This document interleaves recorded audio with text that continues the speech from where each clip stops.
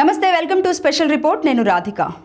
కాంబోడియా ఒకప్పుడు పర్యాటకానికి స్వర్గధామం, ఇప్పుడు సైబర్ నేరగాళ్ల అడ్డా.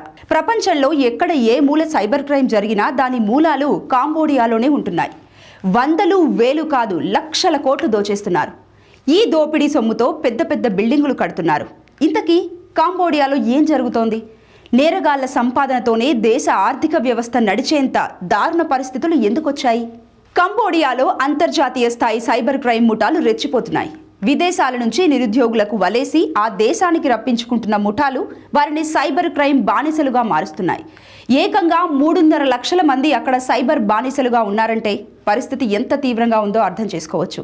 ఉద్యోగాల కోసం వచ్చిన వారి పాస్పోర్ట్లు లాక్కొని వారిని బానిసలుగా మారుస్తున్నారు. కంబోడియా స్కామ్ నెట్వర్కర్లు ఏటా సుమారు 1,00,000 కోట్ల రూపాయలు సంపాదిస్తున్నట్లు అంచనా. ఇది ఆ దేశ జీడిపిలో 40% సమానం. ఒక్క భారతీయులే కంబోడియా సైబర్ నేరగాళ్ల వలలో పడి 22,495 కోట్ల రూపాయలు పోగొట్టుకున్నారు. 2019లో ఆన్లైన్ గ్యాంబ్లింగ్ నిషేధించింది కంబోడియా. ఆ తర్వాత కోవిడ్ రావడంతో క్యాసినో ముఠాలు సైబర్ క్రైమ్ బాట పట్టాయి. మూతపడిన క్యాసినోలు, హోటళ్లనే సైబర్ స్కామ్ కాంపౌండ్లుగా మార్చేశారు.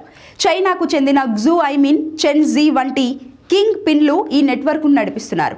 రియల్ ఎస్టేట్ కంపెనీల ముసుగులో వీరు సాగిస్తున్న దందా చూసి అమెరికా ట్రెజరీ డిపార్ట్మెంట్ సైతం షాక్ అయింది. చివరకు అంతర్జాతీయ ఒత్తిడి పెరగడంతో కంబోడియా ప్రభుత్వం వేల మందిని అరెస్ట్ చేసి జెన్జీ పౌరసత్వాన్ని రద్దు చేసింది. కంబోడియాతో పాటు మయన్మార్, లావోస్ కూడా ఇప్పుడు గ్లోబల్ సైబర్ క్రైమ్ హబ్బులుగా మారాయి. విదేశీ ఆఫర్ల పట్ల అప్రమత్తంగా ఉండకపోతే మన శ్రమతో కూడబెట్టిన సొమ్ము నేరగాళ్ల పాలు కావడమే కాదు, మన యువత అక్కడ బానిసలుగా మారే ప్రమాదం ఉందని నిపుణులు హెచ్చరిస్తున్నారు.